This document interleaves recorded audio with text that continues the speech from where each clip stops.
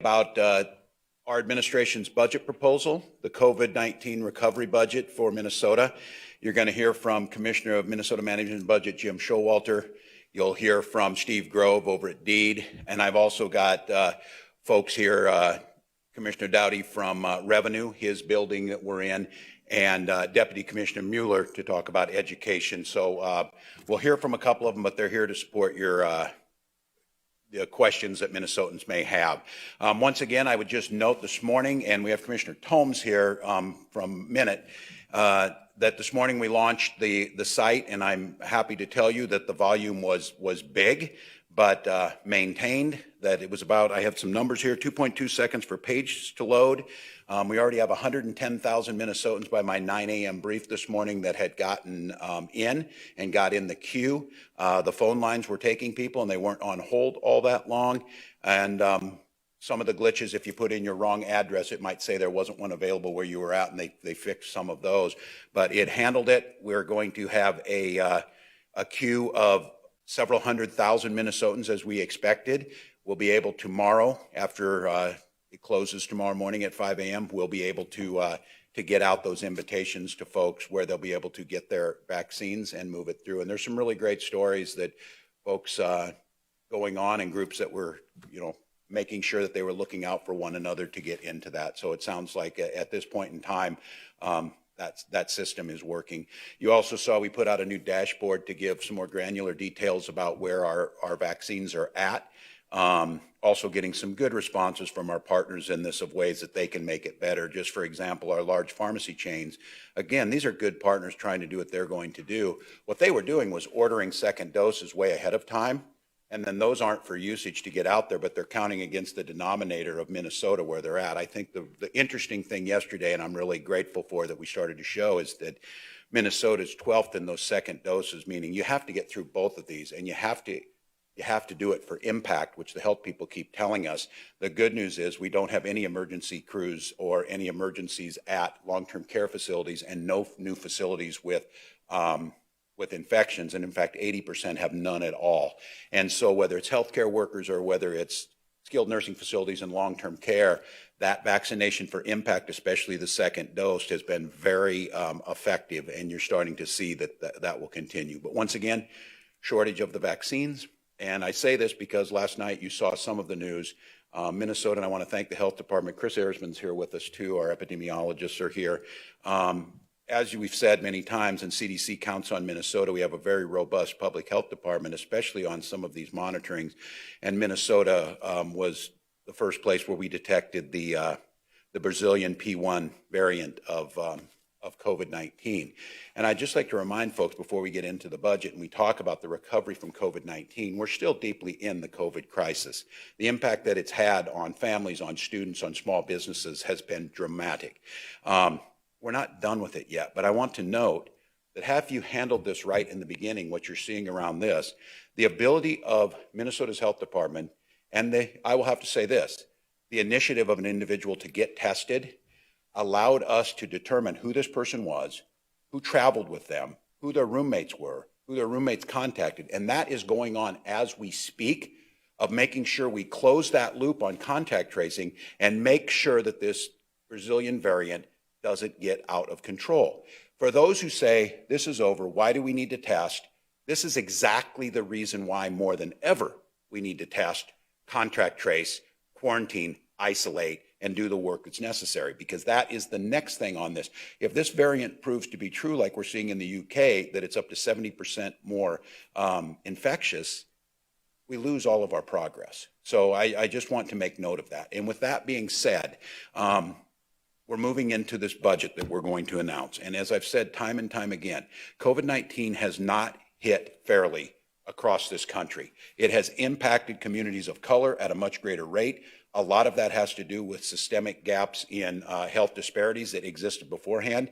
It hits students heavily just because of the nature of close contact in buildings, removing folks out. They're missing those opportunities for in-class learning, social emotional learning, as well as all of the things that make life so enjoyable. Being with your classmates, going to prom, playing sports, all of those things. Minnesota has taken an approach to slow this which has allowed us to have fewer infections and allowed our death rates per 100,000 to stay lower. We've also been able to keep those economic activities that we're working moving forward. But there is absolutely no doubt recovering from COVID is going to take a concerted, deliberate effort. We are going to have to make sure that where those disparities were felt in schools, and what we did yesterday is unveiling a plan that will go hand in hand in that, of making sure we give those opportunities for students to pull back up and stay at grade level and move forward while we transform and make sure that every student learns in Minnesota. We're going to make sure that those working families that, whether through no fault of their own, were laid off their jobs or had to watch DC bicker for 9 months whether they would get extended unemployment insurance, we need to make sure that this budget supports them. And then we need to understand that this did not hit all businesses equally. I saw a note came on my phone this morning. Standard & Poor's is at a high based on incredible corporate earnings. We've seen that certain folks, while impacted negatively, there's been others that have done incredibly well because of the nature of COVID-19. So what we need to do is, as we always do on this, have a thoughtful budget that understands that this is more than a fiscal document, it is a moral document. So what you're going to see, and you'll hear from folks here, that the bulk of what we're asking to do is to invest in our children in education, making sure those investments for summer learning opportunities, and you can hear more about those, you heard some of those yesterday, are a big focus of what we're doing. We'll be expanding those summer programs, making sure we're prioritizing the entire well-being of students. Small business recovery we've already worked on. And this is not just in the short term, whether it be a forgivable loans that we're going to advocate for. Hopefully we see more out of the federal response. We're already starting to see this last COVID response bill and relief bill is making a difference, but making sure we're thinking about the future, things like angel tax credit. A few months ago, an article came out and talked about where the tech companies are going, and they said it's not Austin or Seattle, it's Minnesota was one of them. We have an ecosystem here that's thriving. We have great talent here, and we have a high quality of life. We can't jeopardize those by cutting to the bone the very things that make a difference. And then working families, making sure, and you're going to see this, our tax proposals will make sure that 1 million Minnesota families see a reduction in their tax rates and the impact that it makes on them, while also supporting their children in schools and while also supporting those services that folks need in a time of COVID-19. We're going to do this by sharing and focusing on the values that we care about. We know that when workers are supported, when children are supported, when quality of life is supported, it creates an economic environment where things thrive. And we're going to ask those that are most fortunate and those corporations that have profited during this time to pay a fair share to make sure that we can continue to provide the services we need. Most of those folks understand that very clearly because it's the workforce that they're going to need. It's their own children in schools. And so we think it makes sense, again, being very clear, and I know you'll hear this, that proposals around income tax are going to impact, as I said, 1 million Minnesotans will see as we expand the first tier. Well, 1 million Minnesota families will see cuts to their income tax. We're going to ask the top 0.7% to pay a little bit more. So 1% on the 1% is about what we're looking at. And we think when you put this together in a progressive proposal that Minnesota's always done, a state that always takes care of our own, that is not dependent on the federal government, that we create an environment that Minnesota can be a thriving state where every child succeeds, where businesses have the opportunity to thrive, and that we take into consideration that we need to recover from COVID-19, continue the fight with COVID-19, to fund the programs like testing and contact tracing and the vaccine programs that will make a difference. So we'll get into a little bit more detail and certainly take questions from you. But what I can tell Minnesotans on this, that our budgeting that we did in 2019 produced a budget that created opportunities for all, that we made investments, historic investments in education, all the way from pre-K to our universities and state college systems. We made historic investments in housing. We made affordable insulin and drug prices a reality for folks. And we did that all by creating the largest surplus in one of the most sound fiscal states in the union. This budget will do that again. It will take in the realities of where we're at with COVID-19. It's fair in how it impacts people, and it does the things that I've said I would do, a responsible budget to make sure that we leave this state in good shape for future generations. With that, I'd like to introduce to you Minnesota Management and Budget Commissioner Jim Showalter.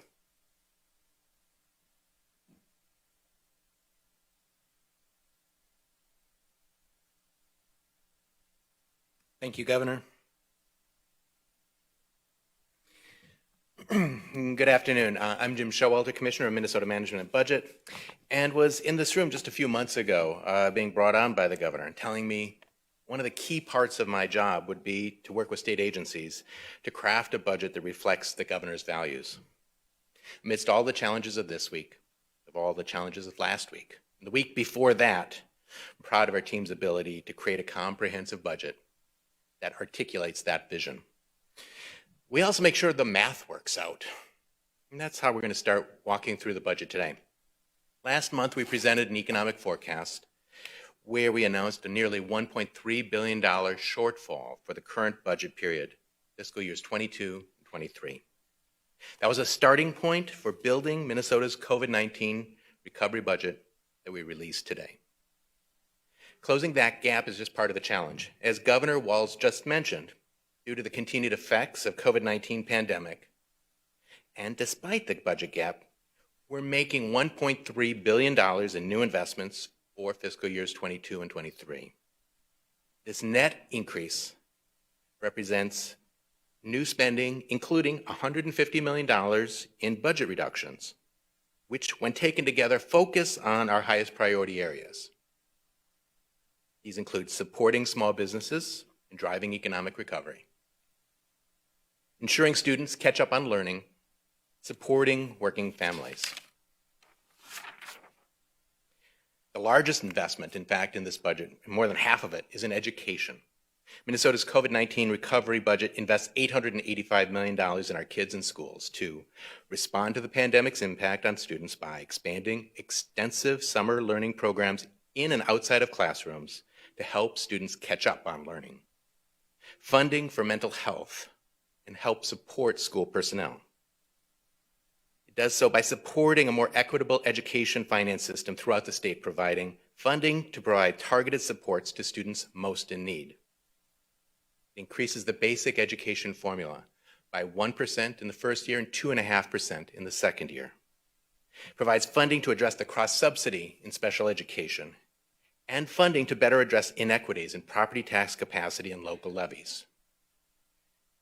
Also, while doing that, we continue to support our public institutions of higher education. The budget also invests $235 million to support working families by establishing a paid family medical leave program, expanding the working family credit, supporting the creation and expansion of existing child care facilities.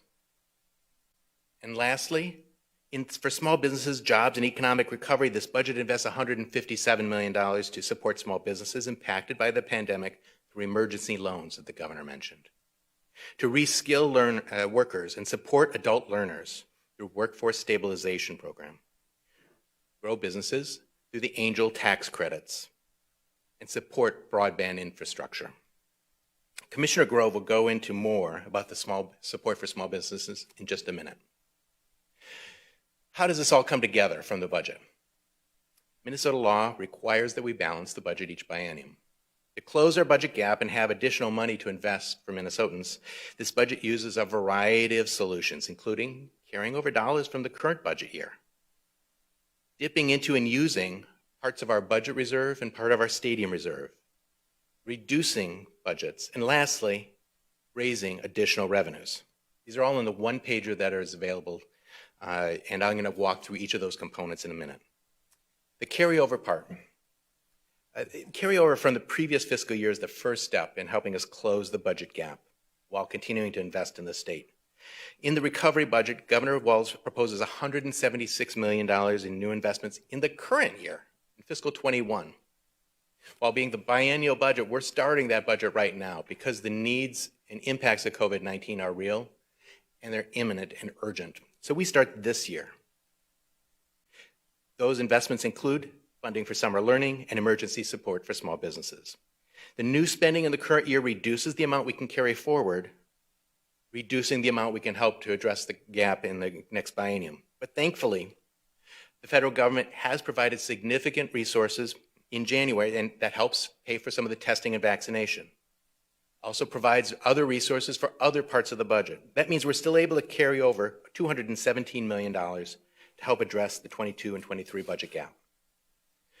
The budget reserve is also tapped. As I mentioned in November, uncertainty had led to questions about the rainy day fund and whether it would be needed.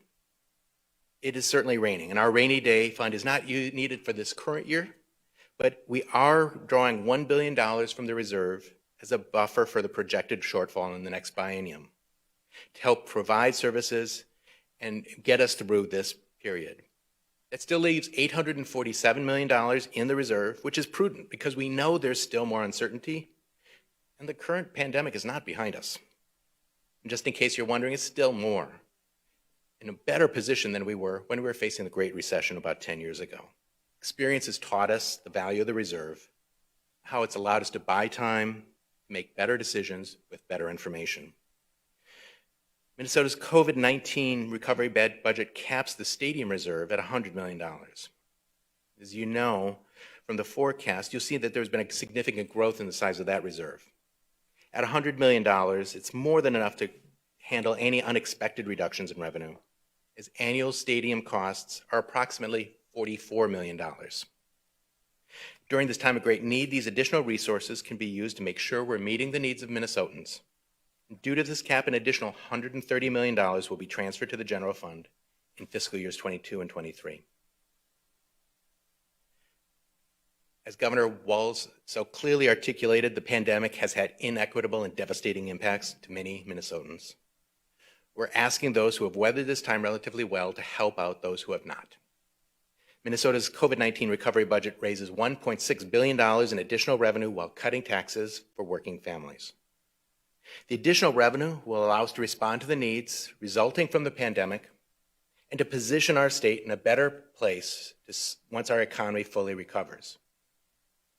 We could have solved our budget whole by using reserves and savings and balances, but that would have left tremendous needs in education, for helping families in need, and businesses struggling to survive, and leaving all those needs unmet.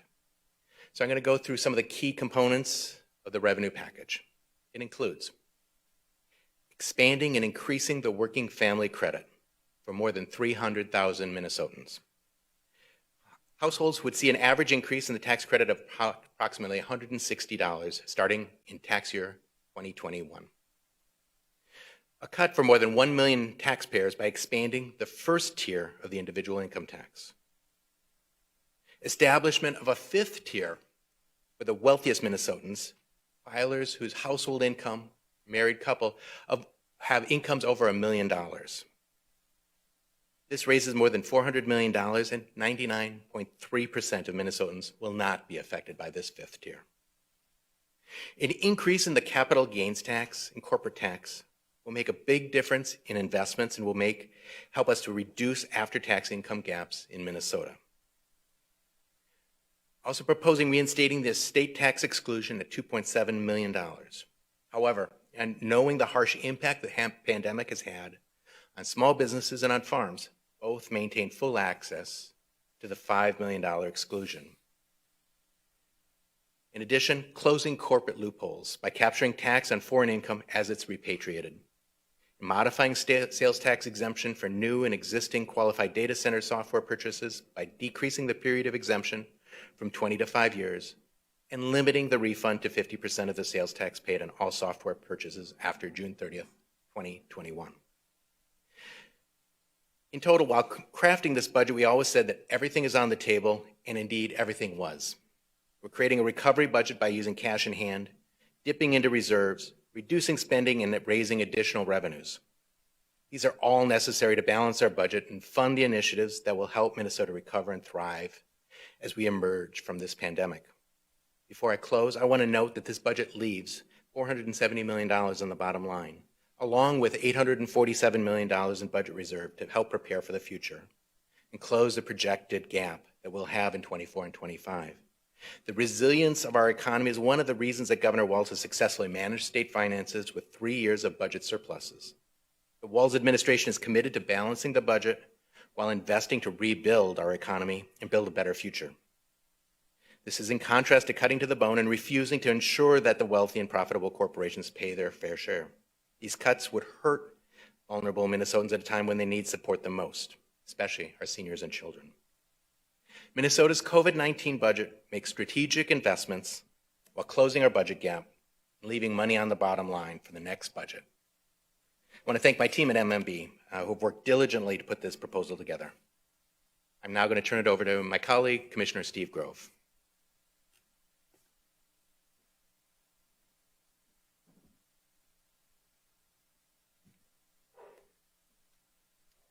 Well, thanks, Commissioner, Governor. Good afternoon, Minnesota. My name is Steve Grove. I'm the Commissioner of the Department of Employment and Economic Development. And certainly we're happy to be up here talking today about economic growth after talking so many times at this podium about the challenges that our economy has faced time and again due to the struggles brought upon by COVID-19. Of course, responding to that pandemic is something we've been doing throughout the months of this pandemic. In the past year, we've launched 4 separate small business support programs, including a $215 million package last December, voted across with bipartisan support. And we've paid out over $9.7 billion to Minnesotans in our unemployment insurance program. Over 800,000 Minnesotans have gotten this benefit, many of whom never believed in a million years they'd be in a situation in which they'd need help from the state. But of course, our work is not over. The pandemic is still here, and so much more needs to be done to support our businesses in this state as they get on a strong footing for growth in the months ahead. And it's really in these times of great challenge when your government needs to come in and help empower our economy to grow when it needs that help to survive. We've spoken to thousands of businesses over the last month of the pandemic, and one thing is clear. While the pandemic has been challenging for so many parts of the economy, it has also been an uneven amount of challenge. On the one hand, you've got a sector like the hospitality industry that's really struggling. And then you've got manufacturers or home builders who can't hire people fast enough. And when you look at workers in our state, workers in communities of color and lower wage jobs have suffered far more than the rest of us who can work from home. And there are some stunning statistics on this. If you're a black worker in Minnesota, there's a 67% chance that you have filed for unemployment insurance in the last year. And if you're a worker who earns less than $14.70 an hour, in the pre-COVID-19 period, you are the most likely to still be out of work as of last fall. So what we hear consistently from both businesses and workers is that we need to focus on helping the workers who are most affected by this pandemic and helping small businesses thrive as we begin our recovery as a state. The governor's COVID-19 recovery budget does just that. Commissioner Showalter mentioned the tax breaks for those at the lower end of the income ladder. This is the tier of our tax bracket that charges 5.35% income tax. Expanding that to include another million workers in that bracket will make a big difference for working families. And the working family tax credit, this is an incredible benefit for middle-class families in our state. 72% of those who get that working family tax credit are families with 1 or more kids. And research shows irrefutably that when that tax credit is given, it leads to improved infant and maternal health, the reduction of poverty, the boosting of our economy, and it leads to better academic performance in families as well. And so under the governor's proposal, expanding that tax credit to over 300,000 households will see an increase of $160 in the pockets of working families.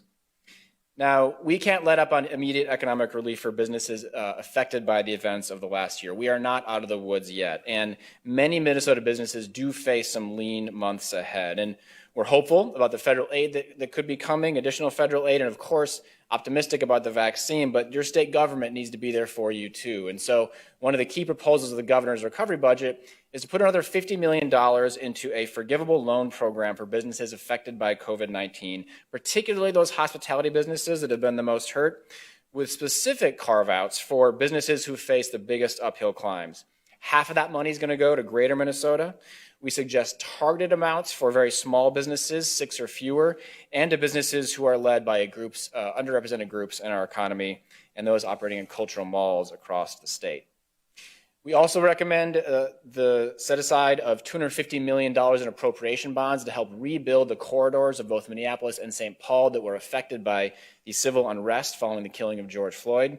$150 million of that will go through our Department of Employment and Economic Development. We've got to help the heart of our biggest cities in the state come back so that we can see our entire state economy thrive due to the rebuilding that needs to take place there. Now, as we look kind of beyond the rescue moment that we've been in for so long and into kind of the longer term growth, we have to make sure we're making the smartest possible investments as a state to help our businesses grow in the months ahead. And that means we really need to focus a lot on small businesses. Half of Minnesotans work for a small business, and studies show in recessions that nearly all of the net new job growth that comes during these downturns comes from small businesses. The good thing is in recessions, more small businesses get started. It's always a period where people are trying new things. They're either forced to by circumstance or they see a disruption. And so we are doubling down on small businesses in our state. We are lucky in Minnesota to have a business climate that is #1 in the nation for starting a new business. If you start a new business in Minnesota, it is more likely to be around 5 years from now than any other state in our country. And so we've got to capitalize on that strength and deepen our investments there. We are proposing additional investments for our small business development centers across the state. These are outfits where we help small business owners get some technical assistance and get started on that journey to building a business, which can be a lonely venture unless you've got some help. We're suggesting $6 million in funding for business incubators and technical assistance providers to help small businesses, particularly those owned by entrepreneurs of color. And as the governor said, we have got to double down on the world-class technology sector we have in this state. We are proposing $5 million for our flagship program for entrepreneurs. It's called Launch Minnesota. It helps attract talent to our state and grow the ecosystems across Minnesota for startup growth and technology. We got to double down on the angel tax credit. This brings in money from all across the country to Minnesota to invest in our startups here. And the governor's right. People are leaving Silicon Valley. They're looking for other places to live, especially now that we've kind of taken the cap off of working virtually anywhere. We want entrepreneurs to choose Minnesota because of the talent here, and we need the levers to exist to make that possible. These are the startups that are really going to create the next Fortune 500s in Minnesota. And importantly, they should be able to create those startups anywhere in our state. And that's why broadband is a huge component of this budget. $50 million is what the governor is proposing for investments in our border-to-border grant program. This gets broadband into communities that the telecoms might not otherwise be incentivized to get to. You may think that you've got good broadband, or you may think you don't. The reality is only 75% of households in Minnesota have really the truly high-speed internet that you need to be able to start or run a business from your home, or even just engage in kind of basic commercial activities. So we've got to double down on broadband so that the whole state can thrive. Now, as we build for this path for growth, we've got to put workers first. And that means looking at the unique effects of this pandemic on our labor market and really investing in training and reskilling as huge priorities in the months to come. Again, even though jobless claims are high right now, there's so many jobs that are actually available that you can step into right away, or with just a little bit of reskilling, they can shift your skill set and make it possible to take on a new profession if that's in your future. We're seeing a huge amount of trend lines on automation and digital technology, rapidly changing the workforce and the opportunities that are out there, and we need to make sure Minnesotans are ahead of that curve. One of the big things that the governor is proposing is modernizing the state's workforce development fund. This is one of the hidden secrets of our talent ecosystem. No other state in the country has this fund. Employers pay into it. It's a small payroll tax. We at our department use it to build a talent ecosystem that then serves those businesses across our state. The fund was built back in the 80s. It's a great fund, but it needs to be modernized for the challenges of a modern workforce. And so we are updating that fund, proposing changes that will make it more equitable, create more innovation in that fund, and create some common performance metrics so businesses know exactly what they're getting out of our workforce development in the state. Commissioner Showalter mentioned $35 million in workforce stabilization grants, and we're also going to invest in grants that help companies automate and then train their workers in that automation space. Now, in the last year, our social safety net is something that we have had the chance to look at pretty critically, as we've had to take care of so many Minnesotans who were dislodged from work because of the pandemic. And life happens to so many Minnesotans who don't have a safety net when it does. In normal times, 10% of Minnesota workers take a family or medical leave in any given year. And over 25% of those workers who do not have any wage replacement. So they're just on their own. They're either off to take care of a baby or a sick loved one, and they have not a single dime to tide them over during that period of time. This is an issue that the United States is woefully behind on. It's something that even our former president and Republicans in Congress think that we need to take action on. And it's something that states across the country are showing is possible. A paid family medical leave program will help workers and particularly smaller businesses provide this benefit for the cost of a cup of coffee per week per worker. A critical program to make the social safety net in our state work and to help create the kind of environment that attracts workers from across the country. We got investments in childcare and other worker supports. But I want to mention unemployment insurance as well, because this is a program the whole state's kind of gotten an education in this year. And one of the things many of you have learned, and certainly we've seen for some time at DEED, is that we have a very antiquated law on the books on unemployment insurance that prevents high school students from getting that benefit, even though their employers pay into that system for them. And this isn't just spending cash for your high schooler during the summer. These dollars go to helping support working families where children actually contribute to the money that puts food on the table. And the law that prohibits that in our state is from 1939, super antiquated. We've got to repeal that and get UI to young people. Throughout this whole budget, you'll see a huge focus on equity. We know that Black and brown Minnesotans have been disproportionately affected by this pandemic, and it's really not just a moral imperative to start with equity in this budget. It is an economic imperative. 70% of the growth in our labor force in the next 10 years is going to be people of color. Economists predict if we close the racial wealth gap in our country, we would see a U.S. GDP growth of about $1 trillion to $1.5 trillion. So the data is just clear as can be. When economies close gaps, they not only become more fair, they become more efficient and prosperous for all Minnesotans. So downturns in our economies are times of extraordinary challenge, but they're also times of big opportunity. During the last recession, you saw in this country great companies created: WhatsApp, Instagram, Venmo, Uber, just to name a few. You saw Microsoft created in the stagflation of the 70s, General Electric during recessions in the 1870s. We think Minnesota, which is a state with a great economy, a diverse economy, a great value proposition to businesses, is really well positioned to be the kind of state where companies can come to solve the next big challenges that we face. We've got a highly educated workforce, a tax climate that really provides a quality of life that empowers workers across the state. If you look at the business taxes in our state compared to GDP, it's just 4.3%, which is the 15th lowest in the nation. Businesses tell me all the time, it is a bargain to come and build a company here. Just yesterday, I was talking with a company called Arctic Wolf. It's a cybersecurity company headquartered in Silicon Valley, billion-dollar company, decided to come to Minnesota because of the talent that awaits them. Not here because of the cost issues or things like that, but because they could find the kind of employees they could build the next chapter of their company on. So this is going to be a great recovery for Minnesota. We think we're strongly positioned. We've got to invest in our workers and our businesses to get there, and we're thrilled to work with businesses all along the way in that journey. Thanks, everybody. Back to you, Governor. Thank you, Commissioner. Well, before I take questions, I want to note, and I want to thank these two commissioners, the whole team, but especially these two right now in this moment. Commissioner Showalter has served multiple governors. He's also was there the last time Minnesota faced a budget deficit in the Great Recession of 2009, helped lead us through that. So the state has talent of someone who is focused on fiscal responsibility as well as sharing those values of making sure every Minnesotan has the opportunity to thrive.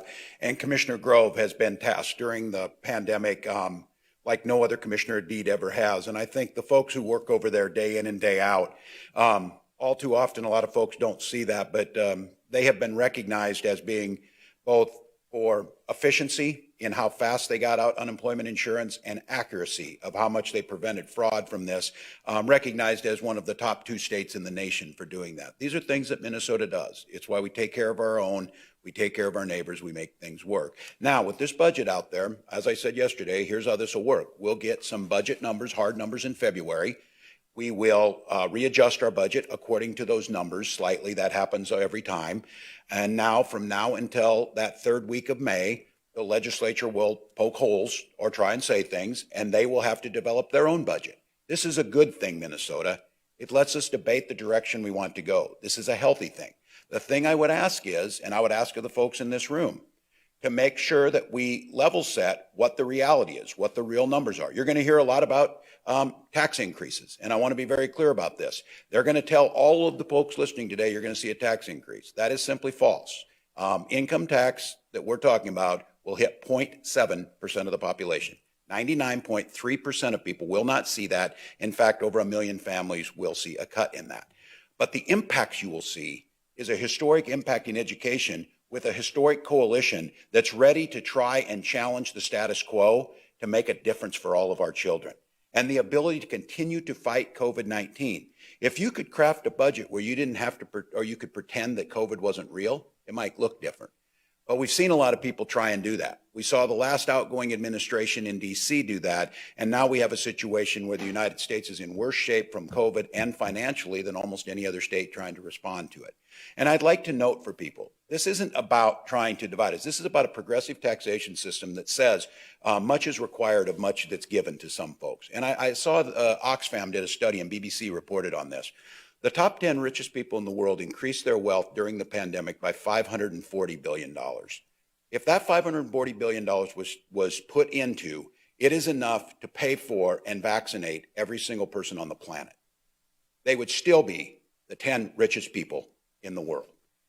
And the pandemics exposed so many things, but income inequities and a federal tax system that benefited a few over the many. And I would also ask, as this debate goes on, you're going to hear a lot about asking to cut. And from hiring freezes to becoming more efficient, that's absolutely what people should ask us to look at what we're doing. But I want people to not just say generalized, an across-the-board cut. Did you want me to cut the epidemiologist who found the Brazilian variant? Did you want me to cut the state patrol officer who was protecting cities or out on the highways at night? Be specific about what you want us to do, and let us understand what that impact is to Minnesotans. If it means cutting a teacher or support to teachers, let Minnesotans then decide what type of state do they want to live in. Don't just overly generalize. And as I said last time in my budget, have the courage to tell people that you get what you pay for, and that you don't just get to make it up and pretend that the roads build themselves and the schools are great on their own, and that you have a discussion about how that works. That's our pledge to you. We created a 2-year budget in 2019 that did all of those things. We're prepared to do that again. Even though COVID-19 is here, we have the capacity to do exactly that. And with that, any of us will be glad to take questions. Mary? Governor, as you may have guessed, Senator Gazelka has already responded and said they will not be doing tax increases and said, quote, this is not the answer for people who have suffered enough. Again, if that 0.7%, and again, I'm sure in that, folks, many of them are more than willing to pay their fair share. Many of them have probably been impacted by COVID. But this gross generalization of this idea, we are making the case that those who have suffered from COVID, and I might add, because many people denied COVID, many people gathered, encouraged people not to wear masks, or dismissed some of the things we were doing, and here's where we're at. To be very clear, our businesses are suffering more in the United States because the president and his enablers were unwilling to take COVID seriously. Google right now what they're doing in New Zealand, since it's a New Zealand summer right now. They're gathering for concerts together unmasked with no COVID spread because they had the courage to follow the science and do things right. So I'm not surprised. We saw this at the federal level. The Trump tax cuts benefited a very small percentage of people. Every economist across the board with any credibility will tell you that did not create in more jobs. It ended up buying back stocks and increasing the wealth of folks who were there. So could I follow up? Is there a path to get this through the Senate? Could you try and get some Republicans to break off and join minority Democrats and get it through? Yeah, I think so. They're going to hear from their constituents. But I'd like you to hear the language here. My language was everything's on the table. Yep, we'll try and find places we can become more efficient. Yep, there's things that I want to do I can't do now that were in my budget last time that I'm not able to do this time for that. And I'm more than willing to have this conversation. But when you have people who take a pledge, again, if the economy's good, cut taxes. If the economy's bad, cut taxes. Being very specific on a very smart, apparently, group of folks who will bestow on the rest of us what we're going to need to get. So I'm not surprised. This is the most predictable thing. But what I'm saying is, yes, I'm willing to compromise. Yes, I'm willing to hear you. But I'll tell you what I'm not going to do. I'm not going to compromise on the safety of Minnesotans. And I'm not going to compromise on us recovering, especially for our students, small businesses, and those working families. So if they can provide a way to tell me how cutting school funding benefits those students who've had to deal with COVID, if they can tell me how giving tax breaks to the 0.7% would benefit Minnesotans and build out of this, I'll listen to them. But that's the debate that now has to happen. And it's the debate I'm encouraging Minnesotans to engage in, this overly simplistic. And I want to say it again.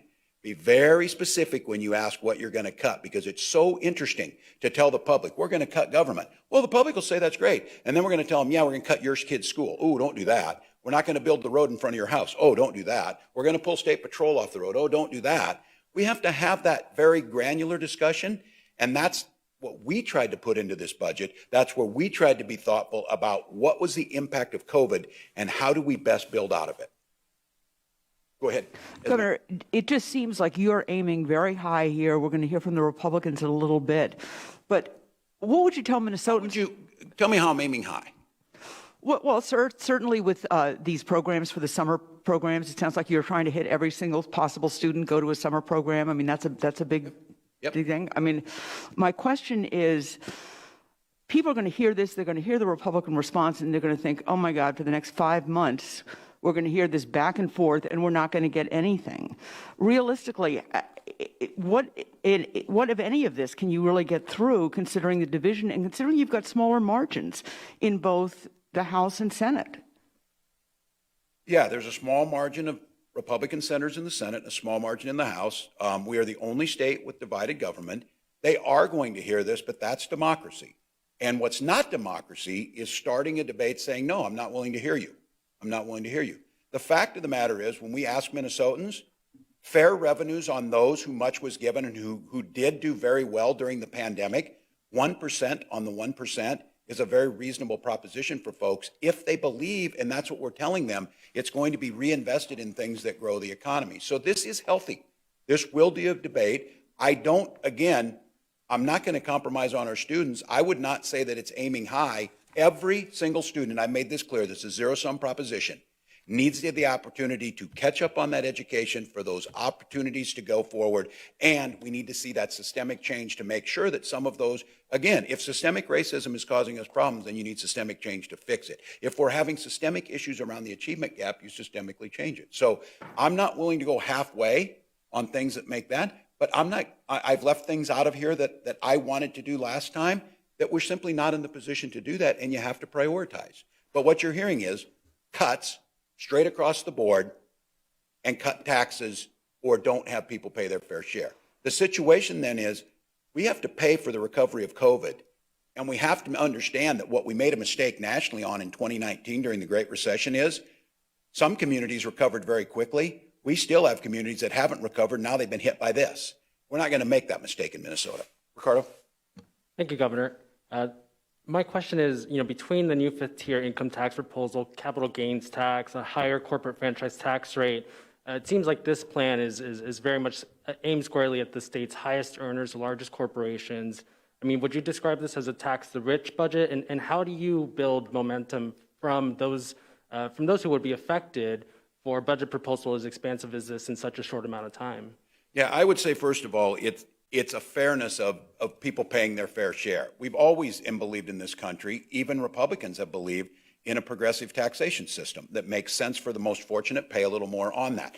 What we do know is that COVID impacted small business. Again, just so people out there are listening, if your family is making less than $20,000 per week, this isn't going to hit you. This is $20,000 per week that we're talking about, and it's 1% on those folks. And that ability, just like I gave you the example of the 10 richest folks, gives us the ability to impact lives that are the very workers that work in those large companies, that are the very folks that are serving, whether they are working in those companies, whether they're cleaning those buildings of those companies, whatever it may be. So I'm going to make the case to Minnesotans that I think they've seen this and why Minnesota's thrived, that this makes sense. And again, I will add this.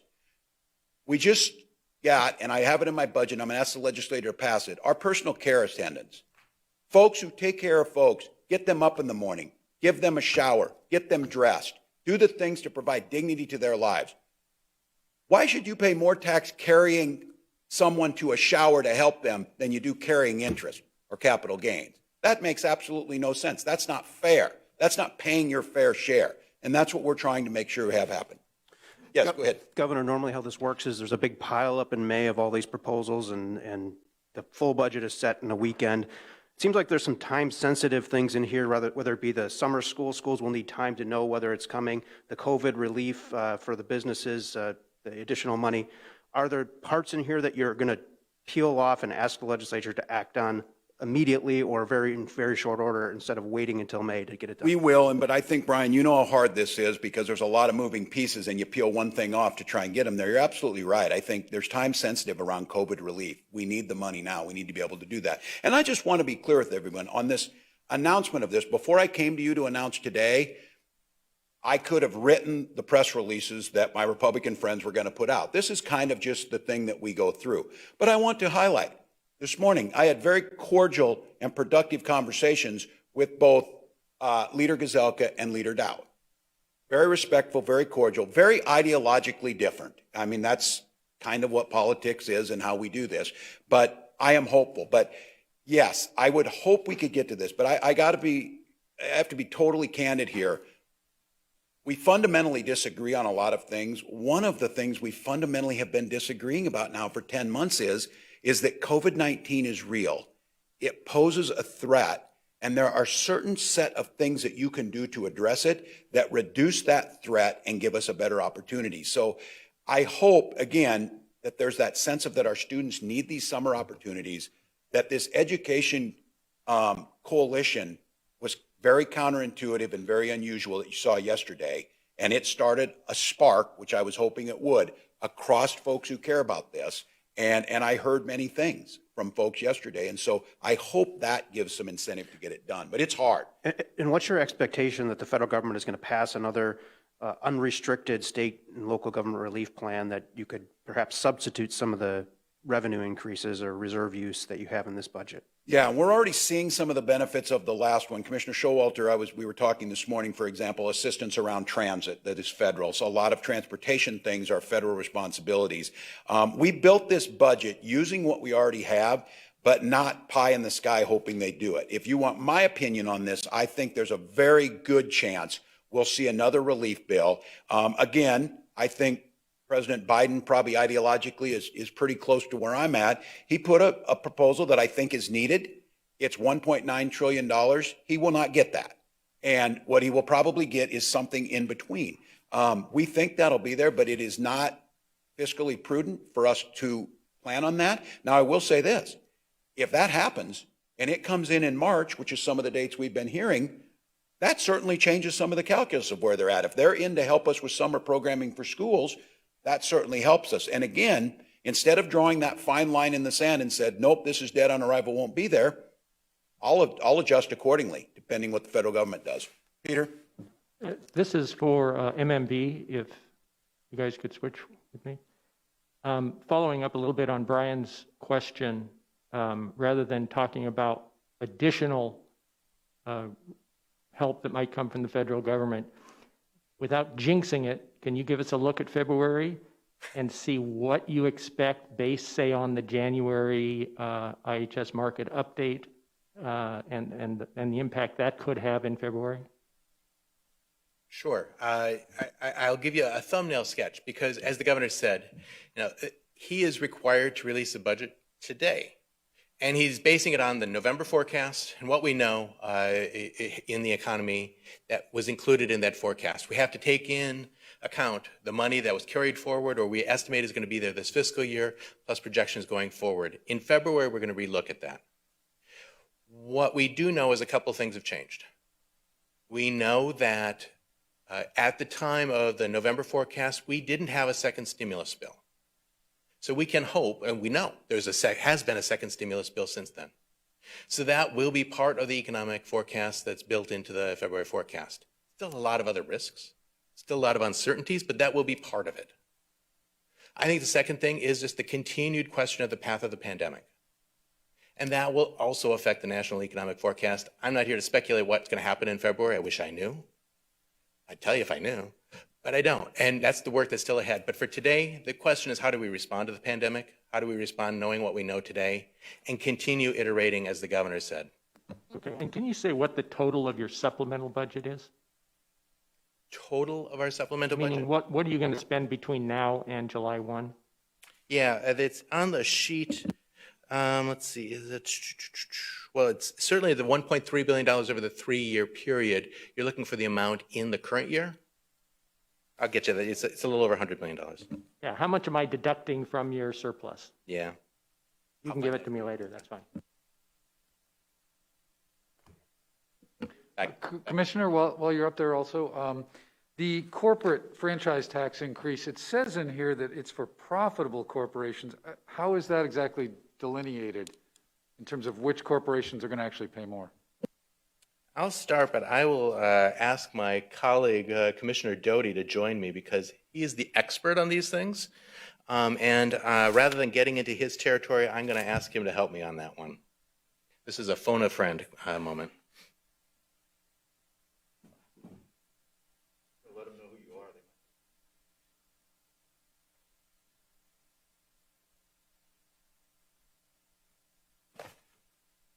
are. Good afternoon. I'm Robert Doty, Commissioner of the Minnesota Department of Revenue, and yes, that would be on profitable corporations, and with that we're looking at corporations that have shown a profit in the prior really in fiscal year 2020, and then they would be then assessed on that corporate franchise tax.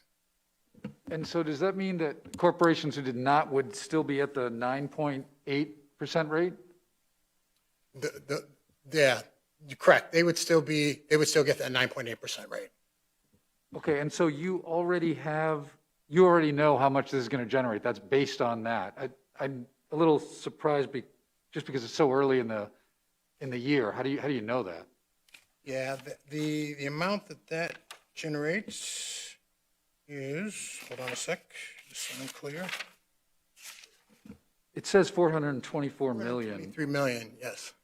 How do you know that already? Maybe I just don't understand corporate franchise tax forecasting. But. I mean, that's from our tax research division, looking at various variables that go into that.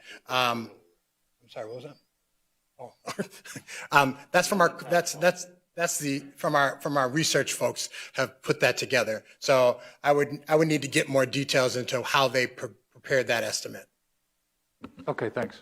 Commissioner, while you're up there, can I do a follow-up related? How many corporations do you anticipate being affected by this increase? That would affect, I don't think we have the number affected. I can get that for you though. Can you give us a ballpark or a sense of, what type of corporations? Are we talking big, small, any info? I hate to try to give a ballpark on that, but what I can tell you is that these would be organizations that are organized as C corporations. So, I mean, there are large C corporations, obviously, and there are smaller C corporations. So I think it's kind of a mixed bag, to be honest with you.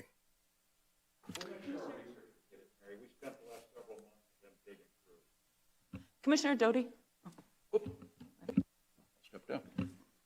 Just wanted to ask about the first tier tax expansion. I'm curious, I know that's based on earnings, but do you have an estimate of roughly how big of a tax cut folks will be seeing on average? Say that one more time. For the first tier. The first tier, right. So what was your question? I'm sorry, say it one more time. I'm just curious how big of a tax cut folks can expect on average. Sure. On average, that would affect a little over 1 million taxpayers, and that would be a decrease in their liability of around $36 per return. And what's the upper limit going to for the? Yeah, but what's the upper limit going to for the first tier? Upper limit for the first tier. That's not in any of the materials. Let's see here, sorry.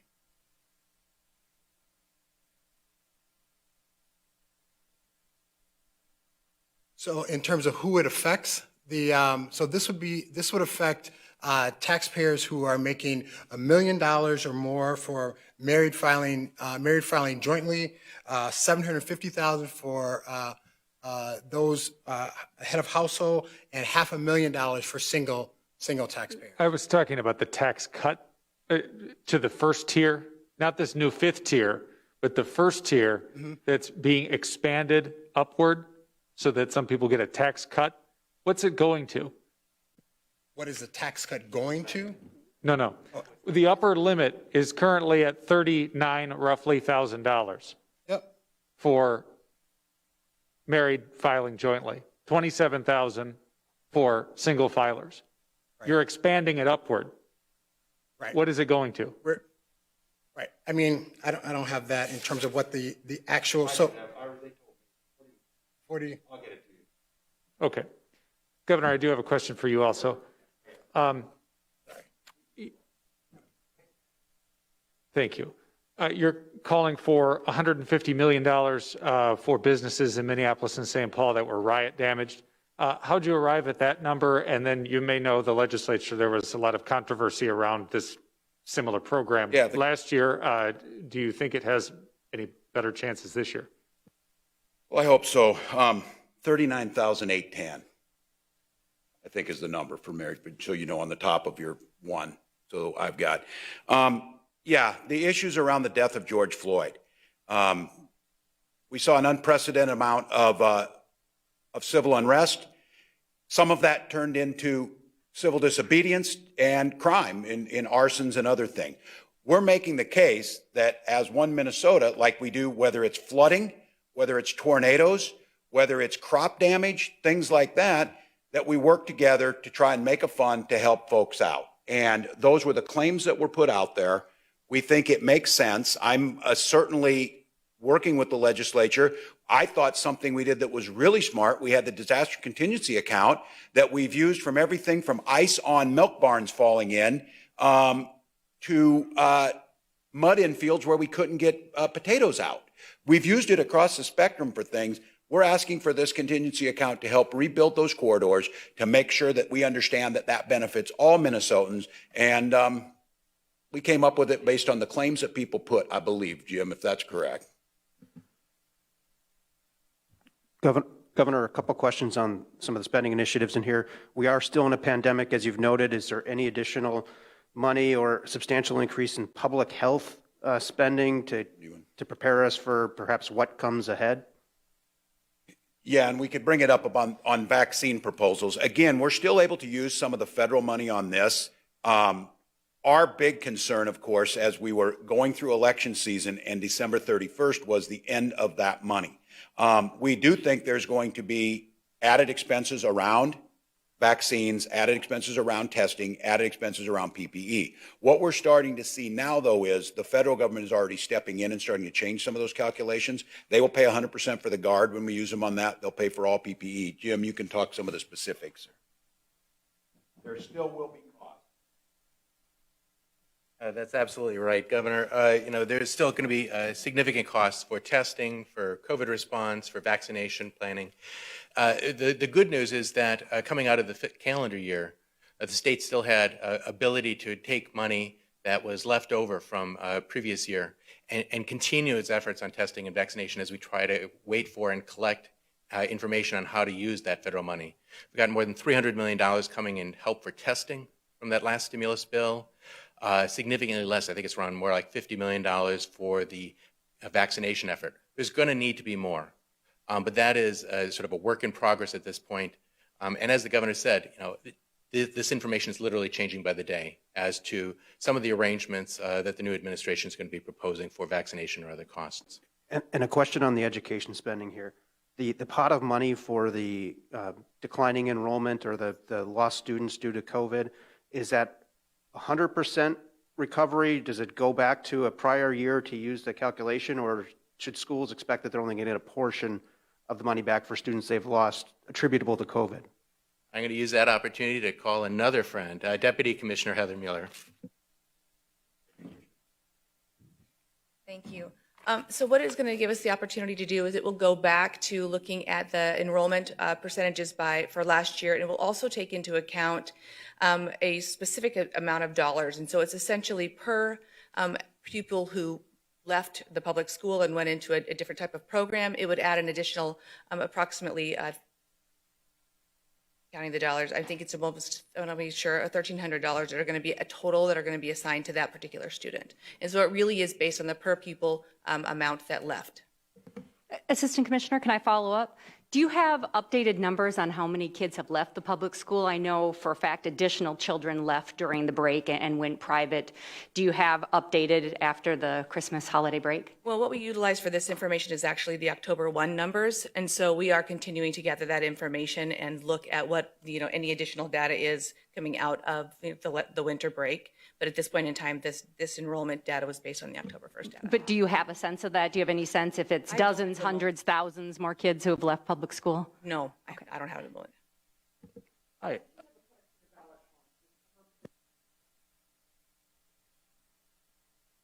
Every family would be able to access summer school programs, everybody who's got a 4 or 5-year-old, and how are you going to make sure this is accessible? What's kind of the goal here, and is the goal to try and include every child that wants it?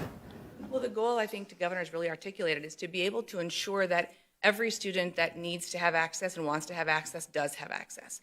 We also are cognizant of the fact that that's inclusive of what's happening in academics. Oftentimes, there are parameters that are set on who would be able to attend a summer program, and we're really looking at expanding what those parameters look like.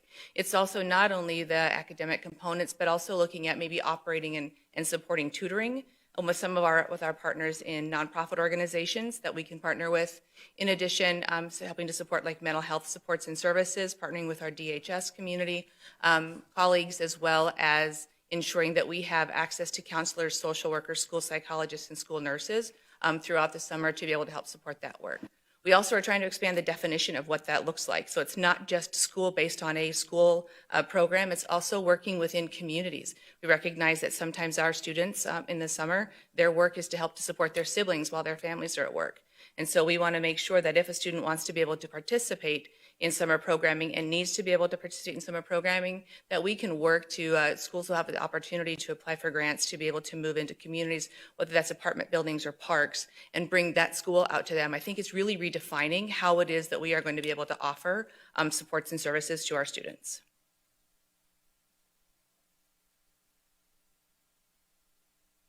I saw that the broadband was in the business bucket.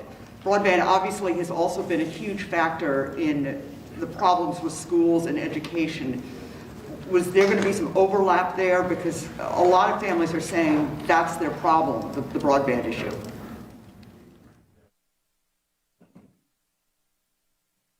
That was a great question, Esme. Broadband, obviously, if you didn't know about this issue before the last year, you know about it now, given so many families and schools and businesses have had to rely on it. Our grant program does get broadband into sections of the economy that wouldn't otherwise be incentivized to lay lines by our telecoms. A lot of these schools don't have the infrastructure to lay that money in, and so there's also federal dollars that we work with through a program called RDOF that helps on some of the capacity building pieces of this. And then where the federal government comes in too is they help subsidize some of the costs of broadband for low-income families. So whether it's families or schools or businesses, and I'll add telehealth to that list too as another key section of the economy that depends on broadband as more and more Minnesotans access healthcare remotely. This is a big issue, and so what we're trying to do with this money is fill some gaps the federal government doesn't cover with their program and really accelerate getting to that 100 down, 20 up that we need for fast speed across the state.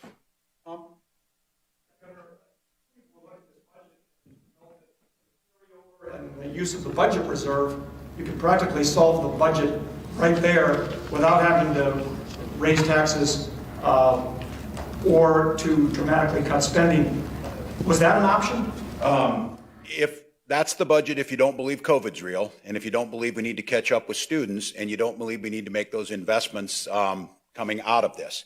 I would remind folks that if you recall last January, when I put out the shortest supplemental budget in Minnesota history, pre-COVID, one page, and I said, I'm nervous of what's on the horizon. I'm nervous about what's happening in Europe, I think is what I said at that time, in Italy, and I think we should keep our budget reserves when we need them. Now, the proposal was to give that all back, to send that back. I would make the case again, it makes sense to use parts of them for the rainy day, but to just simply get back flat on the budget without recognizing that COVID has put us behind and also created opportunities for us, I think is the wrong way to go. So I think it's a combination of both. Use the budget reserves. Again, making sure that the vast majority of Minnesotans, if if you're not a millionaire or billionaire, your taxes aren't going up at all, just like they didn't last year. If you are, you did really well during COVID, and a lot of it has to do with those workers that we're reinvesting in. So, Direct tax considered one of the most regressive taxes out there, but it's just a case of will help public health as well, maybe to discourage. it is public health, and I don't deny that. And vaping, we just have to get these two things out of there. And one of the things is we use the tax code to either incentivize or disincentivize behaviors. That's nothing surprising, and we're trying to do that. I would also say that a bulk of that cigarette tax goes to cessation programs and education programs, and that's a proactive way to reduce that down. I mean, prior to COVID, we were really getting this, and I want to acknowledge the advocates, which were a lot of the high school students that were really doing a great job of getting at that. But yes, that does hit folks, but we need to help them get off that. Ricardo. This might be a quick answer, but I'm just curious what's the likelihood or appetite for a mid-year budget forecast, assuming Congress passes a COVID-19 relief package after the February forecast? I assume something like that would have a pretty material impact on the state of the budget. Yes, yeah, I'll let you talk about them. Thanks. It's a great question. I got to say, at this point, we're going to hopefully stick with the February forecast and keep that, knowing that that's sort of where we're at. Now, if there's a major federal action after the February forecast, that doesn't have to change the economic factors. It doesn't have to change the estimate of school enrollment or estimate of human services enrollment. And I'm sure at that point, we'll make sure that the governor reflects that information as well as the legislature. Could there be perhaps even an abbreviated forecast that focuses on just the impact to the state budget if any of that aid comes through? That's a good question. At this point, I would say no. Okay. And the simple reason is the forecast is a comprehensive document, tries to pull a lot of information together. Now, we can do that, and we will do that at the end of February. And that decision makers need some time to actually just understand that, and small changes here and there aren't the risks that we're facing today. The risks that we're facing today are COVID, recovery, and what's our path out. Great. Commissioner, it says here you're going to do $150 million in proposed spending cuts. Mm-hmm. Can you detail a couple of big ones there, or aren't there any big ones? Is it across the board small cuts? There are a number of reductions, budget cuts in this budget recommendation. As you go into the detail, that MMB will be available on our website and in the governor's budget documents. You'll see them. One example is a 90-day dispensing of prescription drugs. We are learning all the time about different ways of doing things, and with this pandemic, we're starting to not do monthly prescription drug refills, but we're starting to stretch it out over 3 months. That we're proposing to continue that, and that's saving more than $11 million over the Department of Human Services. There's a number of smaller reductions all over the place. One of the things we've asked state agencies to do is to articulate and talk about some of those efficiencies and learnings that they've had over this year in their operating requests. So hopefully the budget documents will give you some more information of ideas along the way. I just want to say one other thing. There's the BRC, the Blue Ribbon Commission on Healthcare, that provided a lot of different ideas and basically included an assumed $100 million reduction in the forecast. We were by law asked to include that in the forecast, and either include it in the governor's recommendation or take more money out of the reserve. The governor's recommendation includes more than half of those recommendations. There is some money that we're taking out of the reserve for those that we didn't think were prudent at this point, but those are additional reductions that you'll find in the budget document. Governor, can I ask you about a revenue source? There was a press conference today. A Democrat for sports betting. The estimates are this could bring in $50 million a year. Gaming is up nationwide. Do you have any interest in sports betting as a revenue source? I will keep to my commitment on this. I'm open to hearing about it. I would ask us again, because of the nature of this, I would still like the legislators to take a look at recreational cannabis because of not just the revenue sources that are there that dwarf sports betting, but because of the equity issue and to be quite honestly, the racial impact of our cannabis laws. But I will say this, I will certainly leave open that possibility. Our neighboring states have done both of those things.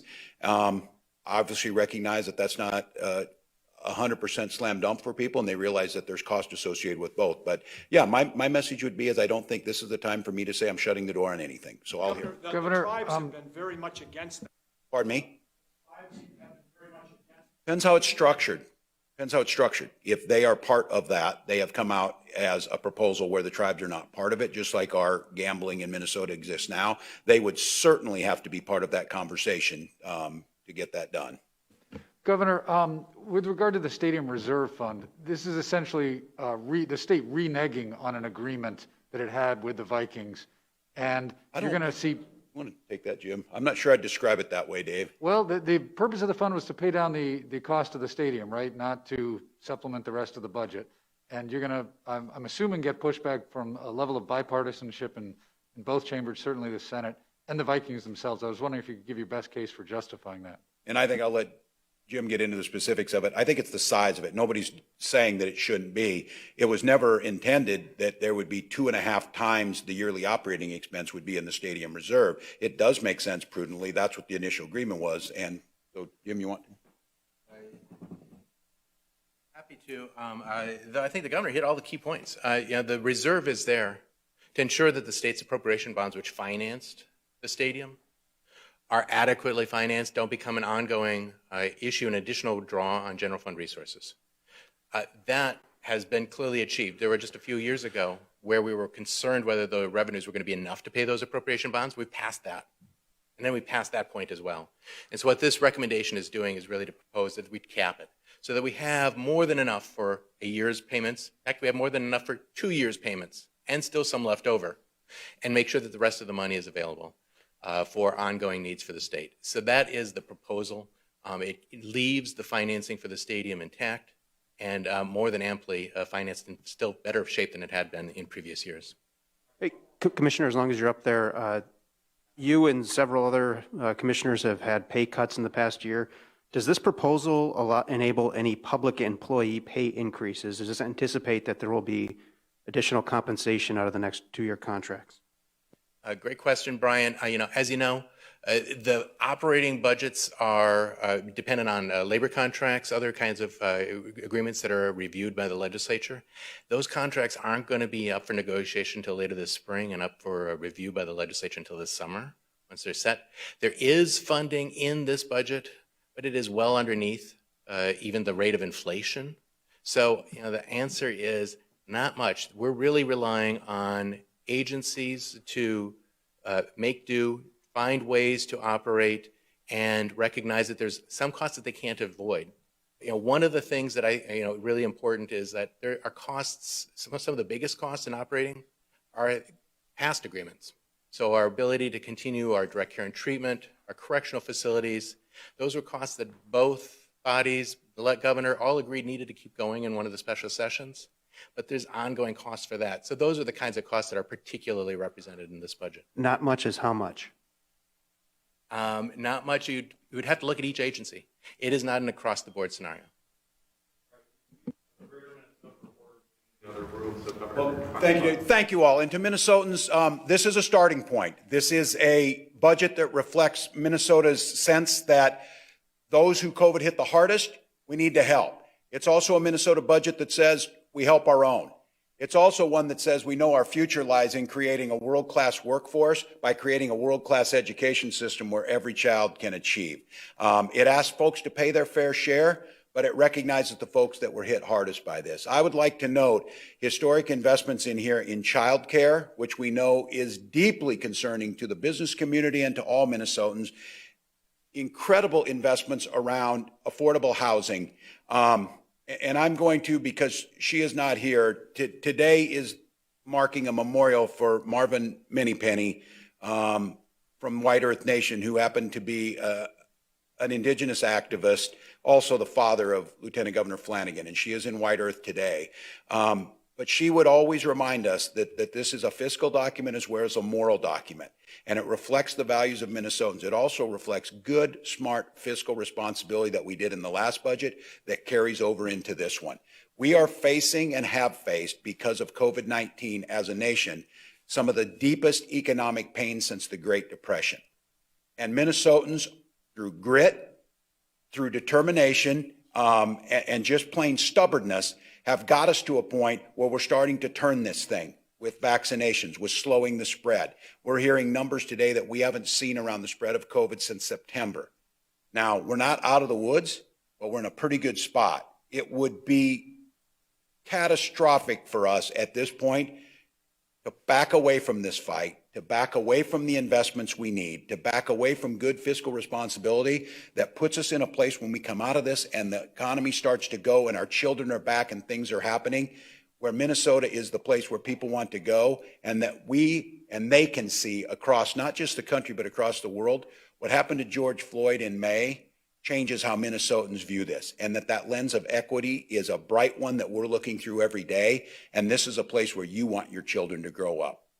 White, brown, black, indigenous, doesn't matter. So thank you all. There's a lot of conversations to go, and we look forward to having them with Minnesotans. Thank you.